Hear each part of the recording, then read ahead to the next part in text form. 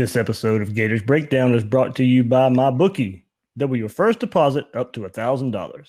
Head to mybookie.ag and use promo code Gators to activate the offer. Bet, win, get paid at MyBookie.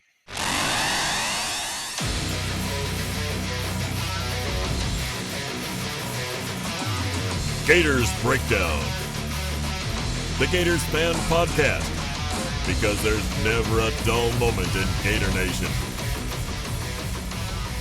The Gators Breakdown podcast is ready to go. I'm your host, David Waters, and you can find me on Twitter at GatorDave_SCC. And Florida will host the Towson Tigers at 4 o'clock on the SEC Network this Saturday. And joining me on this episode to take a look at Florida and the game is UF student and read and reaction contributor Olivia Granaiola. We'll get her thoughts on the 4-0 start for the Gators and what she's looking for versus the Tigers. Before we get there, remember you can find Gators Breakdown on news4jax.com/Gators Breakdown. There you'll find all the Gators Breakdown episodes as well as articles from the News4Jax sports team. Catch the podcast on Apple Podcasts, Google Podcasts, Spotify, or YouTube as well. When using those services, please share, rate, and review the show. Follow us on social media, on Twitter and Facebook at Gators Breakdown. Also, every week, a News4Jax exclusive, Talking with Troop, former Gators tight end Ben Troop joins me every week this season on News4Jax and gives his thoughts on the Gators like only he can. You know Ben brings it every time, and you can catch that every week exclusively on news4jax.com/Gators Breakdown, Talking with Troop. I am now joined by Olivia Granaiola, University of Florida student, and also helping out Will Miles over at readandreaction.com. Olivia, welcome to Gators Breakdown. Thank you for having me. No problem. Let's get right into it. The Gators currently sit at 4-0 with wins over Miami, Kentucky, and most recently Tennessee in that stretch. We really don't know how good those wins are or are not just yet. So neither of those teams look like a top 25 team right now. But as for Florida, a different looking 4-0 than many expected. But they are 4-0 with a great chance to go 5-0 against Towson this week. We know the national narrative isn't too friendly towards Florida, but still getting ranked in the top 10. How would you assess the Gators in the first third of the season? So I think thus far, it's easy to look at it as a Florida fan and say, wow, the Gators are 4-0. This is great. They've allowed this many points. They've scored this many points. But when you look at the opponents, it's really, once you really think about the opponents, it's really not super impressive. I mean, Kentucky has a chance to be in the top 25 at some point this year. Sawyer Smith's a pretty good quarterback. They've got a really nice defense, but Tennessee is just as bad as everyone's been saying all year, if not worse. And they lost to Georgia State. And then Miami, who looked really, really good at the start of the season, has just gotten worse and worse every week. I mean, they barely just beat Central Michigan with Jim McElwain, and all Florida fans have their own opinions about Jim McElwain, and maybe he can coach, but the talent caliber that he's working with at Central Michigan is nowhere near what he had at Florida. And Miami barely beating Central Michigan is nothing to be proud of. Even this weekend, the Gators have got Towson coming up. They're pretty good for FCS, but anyone who's pretending that it's not going to be a blowout or another really easy game is just fooling themselves. The real test coming up is Auburn, and even Dan Mullen's been saying in media that even the practice for this week at Towson will be some sort of a preparation for Auburn. I mean, 4-0 sounds great. It looks great on paper. Top 10 team looks great on paper. But the Gators really haven't had much of a test despite what the scores were in the Miami and the Kentucky game. We really haven't seen much yet. Yeah, definitely. October Gauntlet coming up. But we know you've been on campus and get a good feel for what's going around there. And good. A good part of getting the thoughts on the team from other media you've been around and students as well.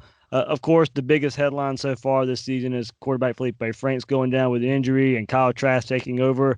What's been the reaction of the transition at quarterback dating back to last week with Franks going down, Trask taking over, and Trask's performance so far? So in the beginning, it was very 50-50 split. It was Felipe Franks is the quarterback. Felipe Franks is the only quarterback for me, and without Felipe Franks, there's nothing that we can do. And then the other half is thinking, I'm on the Trask train. Kyle Trask is the only quarterback. Kyle Trask should have been the starter since he got to campus. But now the opinions have kind of settled in. And yes, Franks had his surgery, which thank God, went well. And now that we're seeing more of Trask, it's actually a little bit surprising that he hasn't been in, at least for a couple package plays or a couple reps here and there, because he's doing really well. And something that a lot of the students on campus are really liking about Trask is, I hate to harp on this again because I don't think it's a big deal, but a lot of people didn't really like Frank's attitude, just like the national media with "I do this" and the shushing, especially the shushing, I guess, of students and things of that sort. And Trask is just he's just very level. I mean, I saw him at Gator Walk this week, and, all the guys, they love to ham it up, for lack of a better term. They love to talk to the fans. Kyle Trask just walked in a straight line. He smiled at people. He saw his family. Oh my gosh, his family. I've never seen a family look so proud of their kid before. He was locked in. And I personally thought that, we're not really going to do super well with Trask. He hasn't had too much of a chance to get his feet wet. And when he's come in as a reliever, he's done pretty well. But as a whole, I don't know. But I've definitely changed my tune. And a lot of the other people who were definitely getting more comfortable with Felipe as a full-time starter are definitely at least have one foot on the Trask train. Yeah, that train's moving fast. Everybody better get on board. No other choice now. So, Olivia Granaiola, University of Florida student, and at readandreaction.com, jumping on Gators Breakdown here this week. Olivia, you've seen you must have seen this coming last week for Jonathan Greenard. You featured him over at Read and Reaction last week and said, quote, Greenard will need to be a problem this weekend for Tennessee quarterback Jet Garantano and the Vols offensive line, with his compatriot Zuniga nursing an ankle injury. A steady dose of Greenard in the backfield will force Garantano into mistakes. So there, you called it. It happened. He was everything you pinpointed in that article heading into the Tennessee game. Well, I am a little bit of a prophet. No, I'm just kidding. I am a huge fan of Greenard, and obviously his on-the-field production is amazing. I mean, I think I saw a stat somewhere. I think it was PPF where Zuniga and Greenard are two of the top three defensive linemen, the highest rated out in the country, and I'm pretty sure the number 2 guy was from Charlotte or something. So Greenard obviously is making an impact on the national level. He's done a great job targeting the quarterback. I mean, the way that he just runs at the quarterback, it's like kind of animalistic. I mean, he just runs at them, gets his reps. And something else that I really like about Greenard that I definitely haven't seen from an individual Gator in a long time is how passionate he is. I mean, if he's not playing, he's sitting on the sideline. He's either talking to his teammates and he's pointing. And of course, I don't know what he's saying, but you can tell every single second he's either analyzing, hyping up, or playing. I mean, he takes that entire 3-4 hour, however long it is with commercial breaks these days, and he is just completely immersed in the game. And I mean, he's just such a team player. You see at the Buck position, Jeremiah Moon's stats are really not that different from Greenard. He has like maybe 2 less tackles, a couple less sacks, but if Greenard wasn't there, Moon would probably do almost as good a job. But something that Greenard has is like the intangible attitude that I guess Gator Nation has been craving for such a long time. Just a guy who's happy to be there, grateful to be there, loves the Gators. I mean, every time I talk to him at media or anytime he's up at media, he just seems so happy to be there. And that's just something that's so admirable on top of his stellar on-field production. And it's funny too. You go back and look at it, and Will and I talked about the grad transfers and the transfers Florida's brought in from the portal. But you go and look at it, and you talk about attitude. And look, you go and look at Greenard, you look at Jefferson, you look at Grimes, you look at Schuler. For whatever reason, those guys seem to have you look at the attitudes of those 4 guys that they brought in, you can tell that they enjoy being Gators, and maybe part of transferring in, maybe transferring in is part of that. I definitely agree with that. I mean, you see all their careers at their other schools. Greenard and Jefferson probably did the best out of those groups, yep. But, Ole Miss is not the best place to be when Jefferson left. And, Louisville, something different. And Greenard grew up a Gator fan. I mean, we've all seen that picture of him with his little glasses and his little Gator gear. It's really cute. You love a good Florida kid. But I think part of the reason is they feel like they're making up for lost time. I mean, when I spoke to Greenard after the Tennessee game, I don't remember exactly what he said, but he said something like, this is what it means to be a Gator. This is what it means to be at the University of Florida. And that just stuck with me so well. I mean, not only is it Greenard himself buying in and all the other transfer guys buying in, it's actually the product that Dan Mullen is selling. You see it coming to fruition with the guys that they brought in. And Dan Mullen, he sells a product. You hear the Gator standard time and time again, but to actually see the benefit being brought out is it's really a great thing to see. I mean, when I started here, we had Jim McElwain as coach. We didn't have Will Greer at quarterback, Florida didn't have Will Greer at quarterback anymore. And it was kind of in disarray on the whole death threats thing. I mean, people thought Florida was a very weird place, for lack of a better word. And I feel like now Mullen has brought up the morale. And you see people coming in and out of the transfer portal. Miami's taken a lot of transfers. And yes, the guys at Miami do seem happy to be Hurricanes, but a lot of times you kind of wonder why guys transferred. And of course, you never know the reasons, but it seems to me like everybody who transferred from another school to UF came because they wanted to be a Gator and they wanted to be a part of what Mullen is building. And I feel like Greenard maybe embodies that the best of all of the transfers. Last thought here, Towson coming up, overmatched opponent.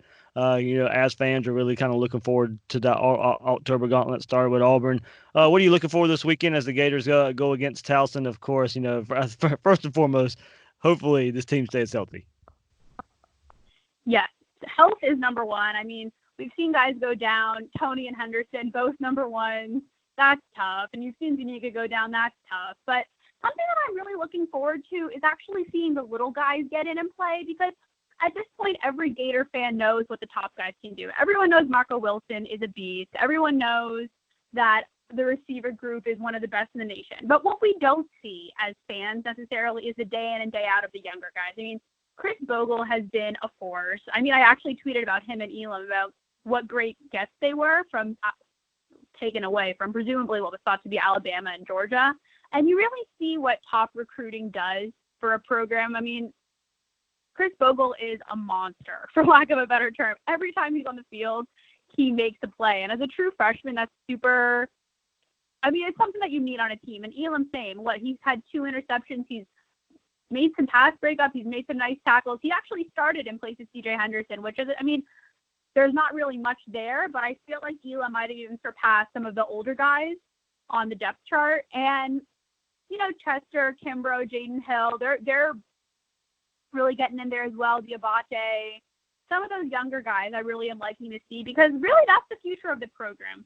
After this year, Jonathan Greenard won't be there anymore. Jabari Zuniga won't be there anymore. There's a high probability C.J. Henderson won't be in Gainesville anymore. People like that. And it's really nice to see the future kind of develop as during those games that maybe aren't so fun to watch, those blowout games. Yeah, absolutely. That's definitely, a key part of playing these teams that you are so much better than.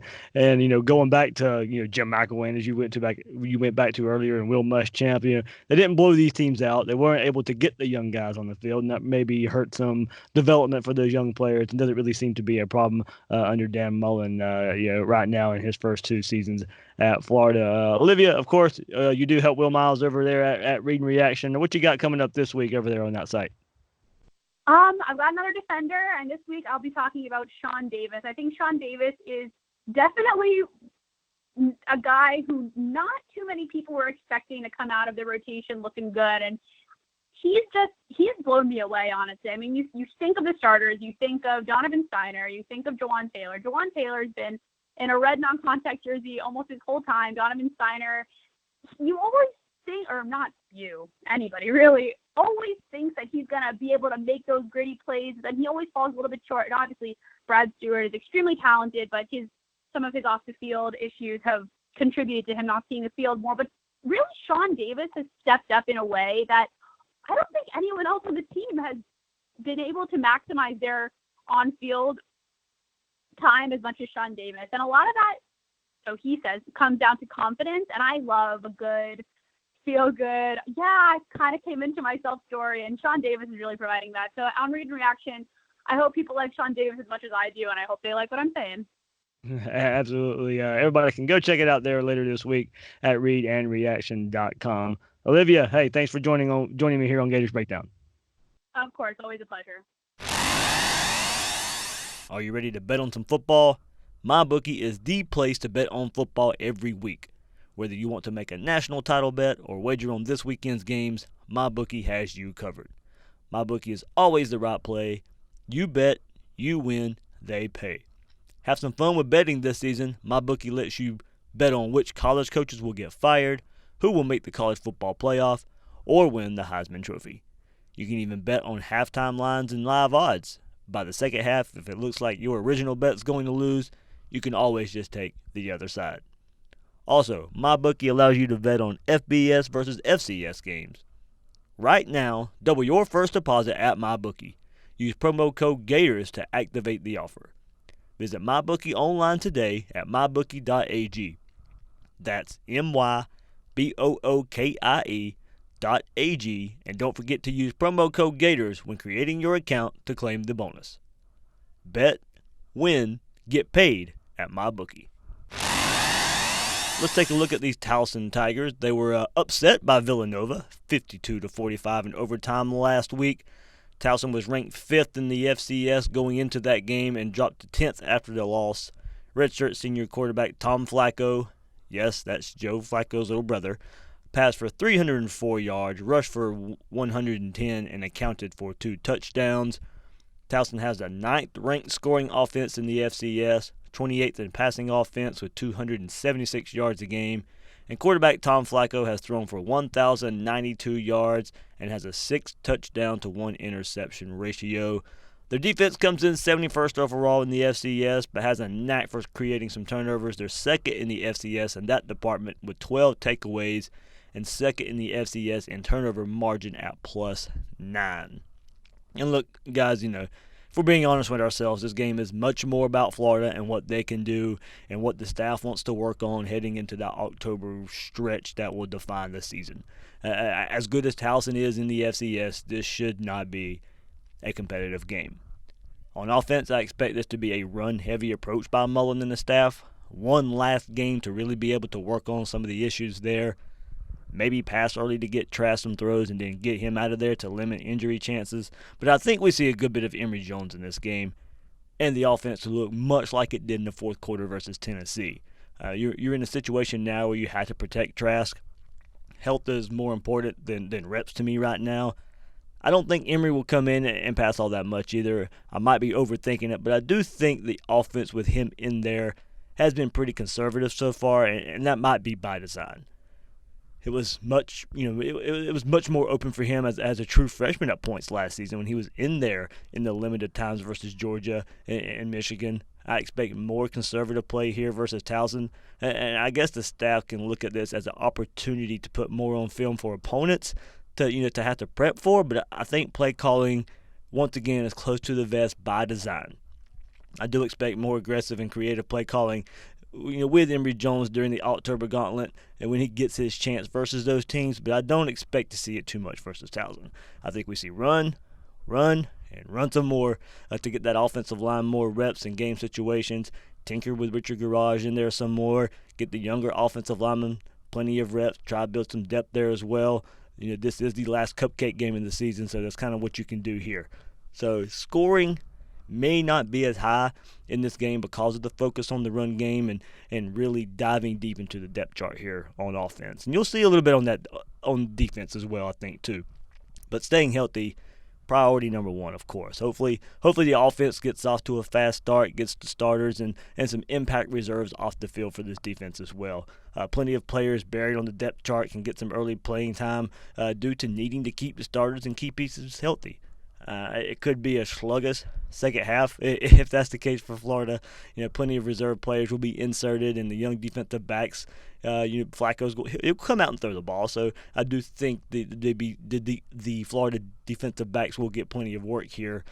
So Elam, Kimbrough, Hill will get plenty of reps as well. We'll get to see the young defensive end and buck players like Zach Carter, Andrew Chatfield, Mahmoud Diabate, and Chris Bogle out there.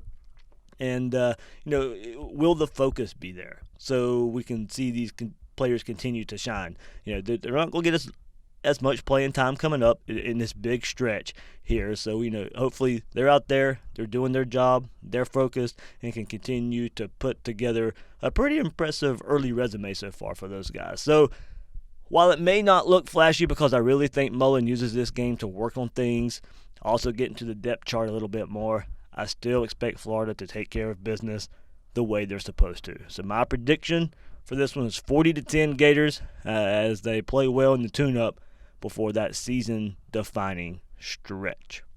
Before we go on this episode of Gators Breakdown, let's take a look at some games of interest coming up this weekend. Let's start in the SEC. At noon, Texas A&M and Arkansas in Arlington, Texas. Another neutral site SEC game there. Ooh, man, Arkansas is not going too well for them, and Texas A&M tries to bounce back from that Auburn game last week. Can Vanderbilt get their first win of the season, sitting at 0-3 right now, 0-2 in the SEC, going against Northern Illinois in Nashville. The 3:30 CBS game of the week. Alabama and Ole Miss. I don't think that's CBS is picking that game just because they get to show Alabama. That game's going to be over with in the second quarter more than likely. So, not a good premier matchup for CBS this week at 3:30. Of course, Towson in Florida is at 4 o'clock on the SEC Network. And then at night, here we go. A couple competitive games here. Auburn, the week before they come to Gainesville, plays Mississippi State. I think that's going to be a pretty close game there at Auburn and Jordan-Hare Stadium. So 4-0 Auburn, 3-1 Mississippi State. I think that's going to be an intense, hard-hitting game there. And then the nightcap in the SEC on the SEC Network, Kentucky and South Carolina. South Carolina trying to pick up the pieces from Missouri, lost last week, and Kentucky also trying to pick up the pieces a little bit as well after getting beat last week. The week after losing to Florida. So 1-3 South Carolina, 2-2 Kentucky, both looking for a victory to kind of maybe put something together as we move closer to October for those teams as well. Probably a must win for South Carolina, I think, and some confidence for Will Muschamp and that program. So, man, a pretty important game for Kentucky and South Carolina. And then, of course, FSU hosts NC State as well as another game of interest.